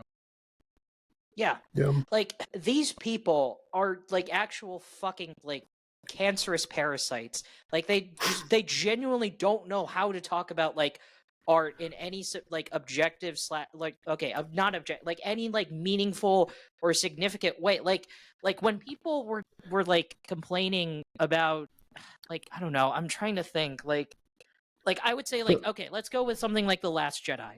Like when we talked about this, The Last Jedi is not a perfect movie. It has its flaws, blah blah blah, whatever, you know. Like, and there are actual things to complain about. But then the moment like these same far right grifters are saying dumb fucking bullshit, like it raped my childhood, or you know that it's too woke, and that there's the Asian girl's annoying and shit like that. It's like who the fuck like how were you supposed to like have any meaningful discussion with these people if this is what you're going if this is all they're talking about? Like how the fuck are you supposed to have a meaningful conversation about something like The Acolyte if all they're screaming to their dying breaths are shit like lesbian witches or like scissoring and shit? But Like let's how be the real. fuck Like we're all YouTubers, right? Imagine you put out just a hit piece on something you fucking hated, and maybe you got fucking way too into it. You said a bunch of shit that maybe went a little too far, right? But you got 200,000 subs from it, right? Are you gonna stop making those fucking videos? I would not. No, like, because I would personally, never make would- something like would- that to I begin would- with. Yeah. No, but I'm not saying I'm saying there probably weren't that fucking irrational and crazy at the beginning, but they saw what fucking sold. I'm not saying all of them, but I'm saying at least some of these people are probably self-aware of like what they're putting out. No, it's called. There's like a concept for what you're talking about. I think it's like called audience drift or something. Like you basically, it's like a it's a vicious cycle. Like you put out something the audience likes, they shower you with fucking ad revenue and positive comments, and you're like, oh, I'll give you more of that, and you just keep like feeding each other in this sort of like vicious cycle. I mean, it happened to Russell Yeah. Brand. Like Russell Brand found out that he was trying to do all this like leftist sort of new age political stuff back in like the mid 2010s. Then the second he started going on the anti-vaxxer like Trumpist sort of wing tip a little bit, like he's got so much more views, and there's also a lot more lucrative sponsorship deals on that side of the aisle too. So there's a lot of monetary reasons to start speaking that way online. For me personally, like if I might do that if it was like, I got a lot of views by talking negatively about something, but I would definitely not keep doing it if it was like, oh, there was a black guy in this movie and and everyone seemed to like that. I'd be like, yeah, I would never say that in the first place, and if for some reason it took off, I would not say it again, So I just don't know why anyone gives a shit.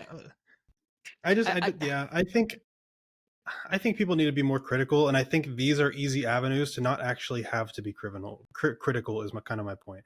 Like, I think all they have to do is just shout whatever like bullshit they know people will eat up, instead of actually having to write out a script where they have to like tear apart something. Yeah, it's like, just easier content.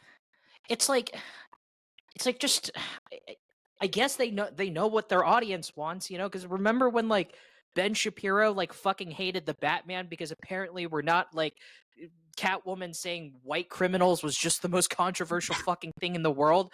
Like, remember that one fucking racist, like, what was his name? Ryan Keneal or whatever, the Outpost guy or whatever his name is. Like, he was like, he had the most racist review for the Batman. It's like, why are all the black people good and the white people bad? Like, does anyone care? Does anyone actually like? Because like, I'm not saying like it's funny because like in the Batman, white. Yeah, it's funny because like I think in the Batman, I think it's one of those movies where like I don't even think they actually took race into account. Like when I'm watching it, like it doesn't feel like they like even thought about it. They definitely took some of the classist things into account. Like, I think I was talking about this. I listened to our first episode the other day. I was talking about this with the Joker movie. Like, the Joker movie kind of injected politics back into this DC, like, comic book universe. And then the new Batman movie couldn't really exist without interrogating the fact that Batman is just, like, this rich billionaire or whatever the fuck. So, like, Catwoman had to say something about it. You remember that scene? She's like, you privileged fucking whatever the fuck. They did it a little bit. Yeah, no, she said something like, oh, these white privileged rich people or some shit like that. And I guess like conservatives were just like shat their pants and pissed their poopy diapers because they said white rich people. Like, fucking grow up already, I never thought that I would like be super fucking on board for a Matt Reeves fucking Batman movie, but there's something about that movie that I just fucking love it, man. I'm so excited for the next one. I'll definitely watch the sequel. Real quick. I want you to tell me if this is a good idea before we stop talking about Okay. all this politics shit. I've been having this urge to like start a channel it's just gonna be called like How Every YouTuber Talks, or like Every YouTuber or something, and I'll just like do an insane like British parody of one of these guys, like, if Kamala Harris and the very concept of wokeness had a cinematic love child, the resulting monstrosity would inevitably be Amazon Prime Video's The Rings of Power. You know, like one of those fucking dudes that talk like that. Like, I feel like That's pretty funny. I want to do I something. think that like would kinda. work good for shorts or something, like a shorts channel. Yeah, It'd be yeah, kind of fun. yeah. But anyway, let's stop doing race wars or whatever the fuck. Yeah. Like, one more thing that I want to point out is that like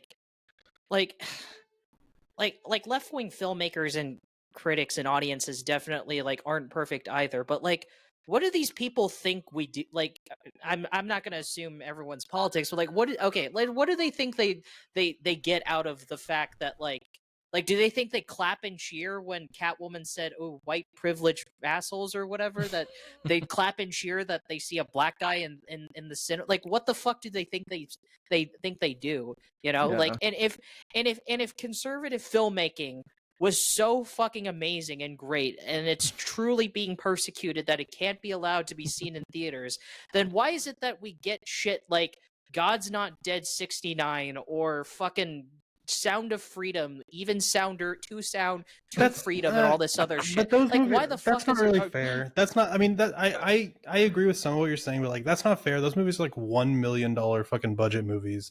They're not actual like. I don't know that I necessarily want there to be right wing films. Like I don't know if that's even something we necessarily need, because I don't think Hollywood's ever really had that.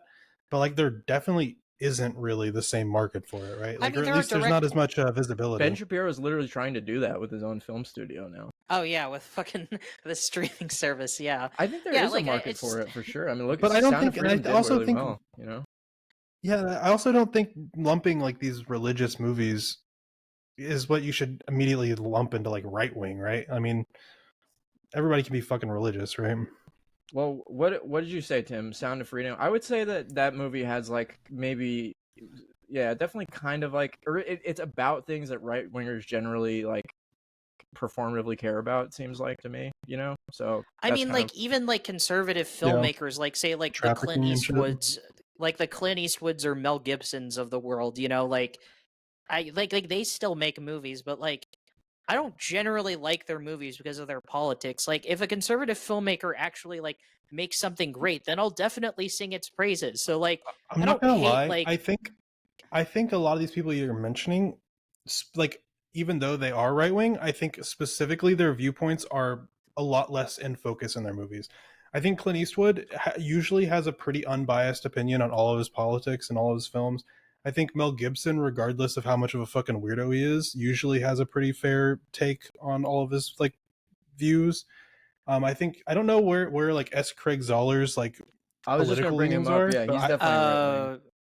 Yeah, I would say his movies tend to feel more right wing. But also I would say they also are fairly balanced and like parodying their own, even if it's like sort of like right leaning in tone. I think they still parody themselves to make it kind of fair. Wait, I think go on, sorry. It is more annoying whenever there's more like left leaning like politics, because they're more in your face than at least the right wing films. But I also think, I don't know, I think it's easier to please the masses with something like Nick, what's currently available. Did you see Dragged Across Concrete though? Yeah, because I mean, talk about politics being in your face. Like, I actually did like that movie, but like you have to get away from like the boomer fucking monologues of them being like, yeah, back in my day you could say bitch at work or like whatever the fuck, you know, like there's like so many there's so many but that matches that matches the characters though, like that. Sure, like but that's politics that's politics in your face though, you know. They monologue. But then also who won in that fucking movie? The fucking black criminal fucking killed everybody and got all the fucking money, and then did the right thing and gave money to the other guy's family. I haven't seen that's true. You guys are spoiling the crap out of it. I don't. I'm 100%. It 100% balances out. Movie. So like while like I'm saying like there are like right wing point of views in those films, it always finds a way to balance it better than the left leaning films. You know what I mean? I mean, I disagree. guess. I At would least in my disagree with opinion. that, but there's That's also fine. We can there's- have a whole different discussion about it. There's not that many. I mean, there's also there's a good reason why there aren't that many right wing filmmakers, and it's not necessarily just because Hollywood shuts them out, which they do, which is potentially unfair, but it's kind of just for the simple fact that it's a truism that has been true since people have been making art, that people who are like more open minded and empathetic and left leaning are like generally far more creative than right leaning people. It's just kind of like the way of the entertainment business and always has been. Like it's not that left wing people are drawn to creative pursuits. It's that creative pursuits happen to be shared by left wing people usually. I don't know if you would I agree. agree. Yeah, I agree. Like, because like there's a reason why like the right is often described as media illiterate. Like, if they were so fucking smart and so fucking talented and so fucking creative, then why haven't But like that- why is the best but that's like that they saying- can come up with? Like, But why that's is like the saying but that's like saying you live in fucking Alabama in 1959 and they say black people don't really like going to college. It's like, Wait, what? no, I'm sure they would love to go to college, but the fucking schools won't let them in. You know what I mean? So I mean, I think maybe you're right. That's possible, but also I think a lot of those people are kind of blocked out of Hollywood whenever they say like a lot of like screenwriters even maybe they have like more like topics that like just studios will be like, I don't want to touch that. You know what I mean? Yeah, maybe but they don't get a it's not- chance, it's and not maybe they're just- really good writers. It's not even movies. It's not writing. It's like it's music. It's like can you even think about, besides like fucking Ted Nugent and Kid Rock, like try to think about an actually good like right wing musician that you like. I don't know enough about musicians to even like try to give you. Was it There's like not that one many member of the options. Like, Ramones? that's what I'm trying to Was it say. one member of the Ramones like a hyper conservative or something like that? Probably there are notable exceptions. Like always, I'm not Let's see. I'm not trying to say that there aren't any. I also just read that James Cameron was a Elvis, conservative. Alice filmmaker. Cooper, Kid Rock, Ted Nugent, Gene Simmons, Meatloaf, Joe Perry, Yeah, Johnny Ramone. There's a bunch, but it's like literally not. I don't even think it's fucking controversial to say that like 90. I would literally say like But don't you 98% of fucking professional artists are like left wing or left leaning liberals. But don't you think people would probably just have no political opinions if they feel like they're more right leaning? Especially if they're in Hollywood. I feel there's a lot of right leaning people that probably just don't fucking talk about their fucking views. Yeah, no, I'm sure there is a lot about. Like if I like looking at fucking what's the fucking Chris Pratt, like I'm fucking sure that guy's fucking right leaning, but he doesn't fucking talk about that shit. Yeah. Yeah, no, it's true. There is it's like in group out group mentality, you know, like Hollywood is generally left wing, so a lot of people, you know, maybe aren't as inclusive as to diverse ways of thinking as they should be, but then at the same time there's a lot of good reasons why you don't want to like fuck up your nice little community with people that like are genuinely racist, which is a lot of right wing people are. But Hollywood also and I sucks think right that, now. Like maybe we need some fucking fresh point of views. I'm not saying it has to be like racist people. I'm not saying I it needs to be literally- racist people. let's get But, like, racists but into I'm Hollywood. But I'm saying like maybe it should be more inclusive to like everybody's fucking scripts. Maybe they need to find like the like filmmakers out there that fucking haven't had a chance, right? And don't like necessarily discriminate based on like what their political viewpoints are. But also I think there should be a line. Like I don't think actually fucking racist people. I don't think right-leaning people are necessarily racist. But like those people who are racist are fucking pieces of shit and should be fucking excluded. See, Yeah, this it's is a why I different watch. See, this is why I watch foreign films, because that's another source of avenue of getting more diverse voices and more diverse backgrounds. You know, like it's why I primarily go watch movies and anime produced in Japan, Korea, France, whatever. You know, like those are the extra voices we should be leaning towards. You know, and like again, it's okay. I'm not like trying to shit on people who have right-leaning viewpoints. Like I don't really give a fuck. It's just that these people just claim that they are they are these like fucking messiah like know-it-alls who just know what is or isn't a good movie. and then they just come out and produce shit like Lady Ballers and Run Hide Fight and all this other like Ben Shapiro like Mr. like what's the fucking X animated I sitcom that 100% Elon agree with you. produced? You know, it's like I think people give these people way too much like credit when they don't know. Like, why the fuck would Ben Shapiro know what a good movie is? Like, nobody should Exactly, fucking yeah. have. He's Nobody actually should a take failed his. screenwriter. That's why he's doing Nobody this. should take his opinion seriously. But like, But that fuck, I was no, about to Nick, say that's something what I I was gonna completely say. Like spaced. before he got into media, he was trying to be a screenwriter. That's the thing with him. You know, that's why Okay. he's doing it now, I guess. But yeah, I mean, I don't know. I think it's annoying on both sides though. Like, I think both sides can be fucking frustrating and annoying, and I think there definitely needs to be a fucking middle ground. And I feel like we'll get there again. I think during like the early 2000s, like there was like a good like middle ground almost. Like as far as like what was on screen. Like I think there was probably too much of some stuff, but I don't know. I mean, I don't But know. I feel like it's too limiting right now.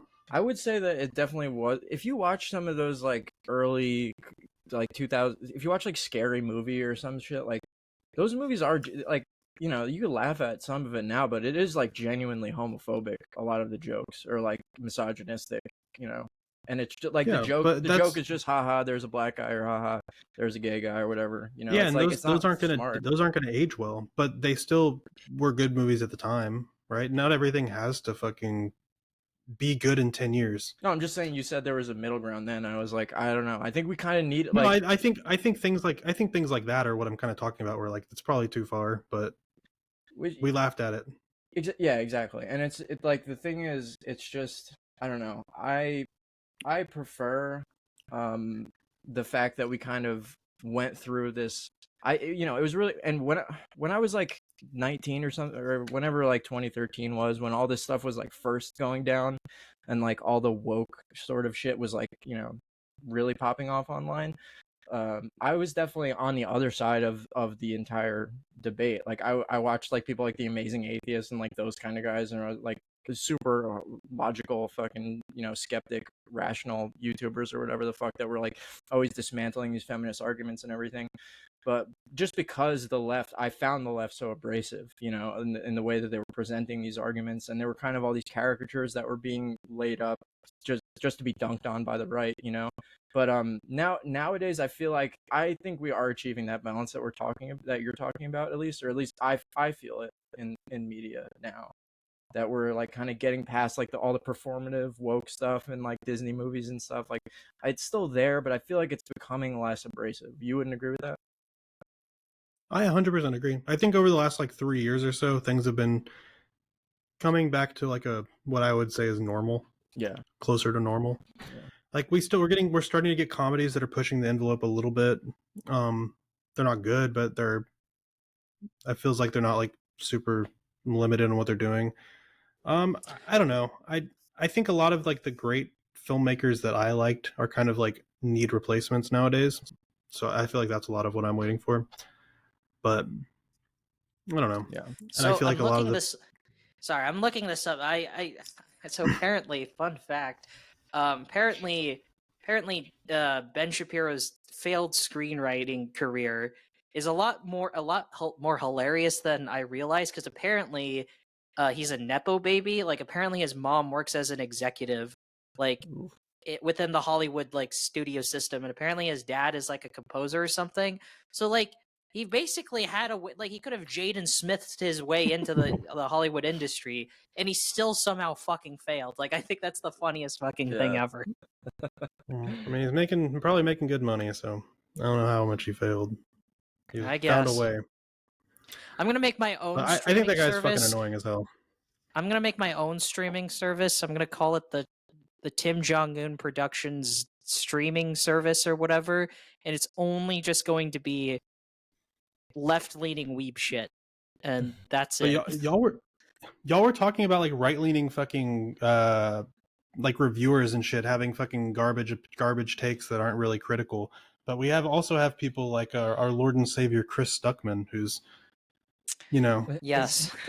I mean, I guess maybe the yin to their yang, you know. Is he fucking a left winger, you think? 100%. because I know 100%. he's like pansexual. He's like some kind of I look at that guy and I know for a fact. what? There's no way. You know, It's just a look, you know? that he's pansexual looks- or demisexual or something.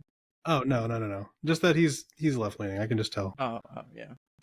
He owns too many Funko Pops. He used Yeah, the that soy, he used the determines your soy face politics. constantly. in his I'm just videos. kidding. He used That to do the soy determines your- face all your- the time. That determines your political viewpoints, how many Funko Pops you own. The less Funko Pops, the further skewed to the right you are. Yeah. Unless they're what would right-leaners fucking have for Funko Pops? It would be like Taxi Driver. What else? Yeah, like the Fucking Tyler Punisher, Durden. yeah, Tyler Durden. Clint Eastwood's character from Dirty Harry. Is his name Dirty Harry? Or Gran Torino. The granddad from Gran Torino. Yeah. Yeah. Fucking Zipperhead. Yeah. That movie fucking made me uncomfortable, dude. I watched I that was movie the other laughing. day. I maybe it's because I'm Asian myself, but I literally was laughing like every 5 to 10 minutes of Gran Torino because I thought, wow, this is the most like boomer fan fiction like I've ever seen. You know, like I could not stop laughing about how stupid it was. Like, It and a ended lot up of being like, kind of heartwarming, though. Why does he sing the song at the end? He's like, "In my Gran Torino." fucking That no. was a bad choice. Yeah, Dude, you know what I movie still. fucking kind of sucked that everybody fucking sucked the dick off of? What? Fucking Million Dollar Baby. I was gonna say I Um, still haven't seen $1 Million Baby. To give Clint Oh. Eastwood some credit, like I still haven't seen any of his supposed great movies. So I still haven't seen Unforgiven. I still haven't seen Letters from Iwo Jima. I've still never seen $1 Million Baby. I'm sure they're great and Unforgiven's I'll so probably good. like them.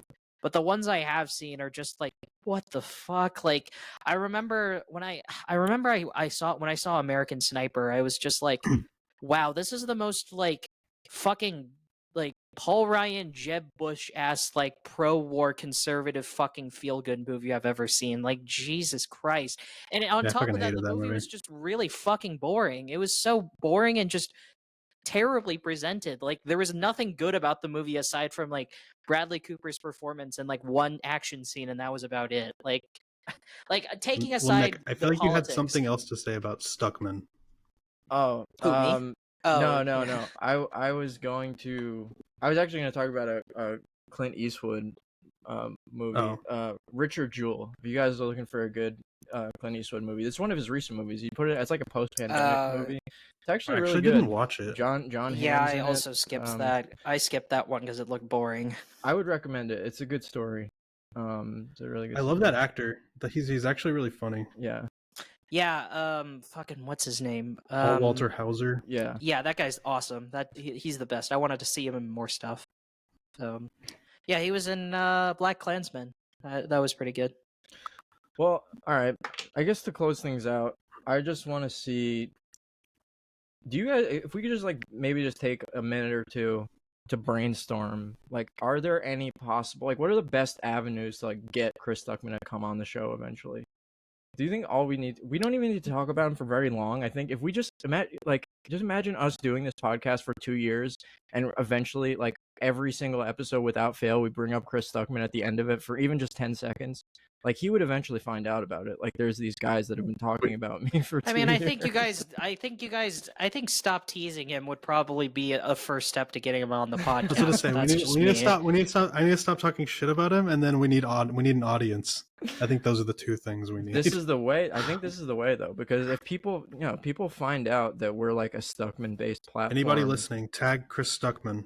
Because I don't Clip know. us and or send us to Chris Stuckman. I just don't think there's enough YouTube channels doing this kind of thing, and it's kind of like it's an open marketplace that could be beneficial for us. But anyway, Not many people are getting Stuckmanized out there anymore, Yeah, exactly. especially now that he's a popular filmmaker. We have to review his movie, obviously. We actually do. Wait, Tim, are you gonna see it? Yeah, if it ever becomes available to me. I tried watching it at Fantasia, but it wasn't available remotely, so I Oh. missed out on seeing it in theaters. Yeah. Oh, bummer. All right, well, this was a great episode, guys. You want to just close it out here? Yeah. I like how we Turned into a- started talking about Alien and Legacy sequels, and then we moved on to shitting on far right grifters. That seems like a natural progression of where things were going. And then Nick said he Yeah. wanted more racists to be in Hollywood. Yeah, that's the main True. thing you should take away from this I'm just kidding, I'm episode. just fucking with you. VHS Nick Hollywood wants was- more racists in Hollywood. Somebody clip this. Hollywood was better when it was more racist. I said Damn. it. Bars, dude. That's Yeah, fucking damn. bars. Damn. Yeah, Birth of a Nation is his favorite movie of all time. So it really it's a really telltale sign right there. I actually don't even know what that is. Sequel to Birth of a Insane. Stuckman. Yeah. No. It's, This is like it's a literally just slave like movie? no, it's just like a racist like fucking Klan propaganda movie. That is Yeah. What the fuck? I mean, it's actually like really studied though in film schools a lot. It's considered like one of the most important like I mean, early films. Purely because it was very groundbreaking and innovative in terms of like early filmmaking techniques that would go on to be adopted in other films. It just happens looks to like be they remade it. associated with like a pro-racist film. Yeah, exactly. Shapiro Okay, remade well. it? No, I think No, I think it was Andrew Fantano. Anthony Fantano. no, I think what you're referring to, I forgot who the director was, but it's a movie about the Nat Turner Rebellion, but they called it Birth of a Nation as like a reversal or some shit like that. Nate Parker, that was it. That's the guy who directed and starred in it. Interesting. Well, it's been lovely, boys. Yeah. See you guys Yeah. later. Peace. All right. Night night. Night night, Goodbye. audience.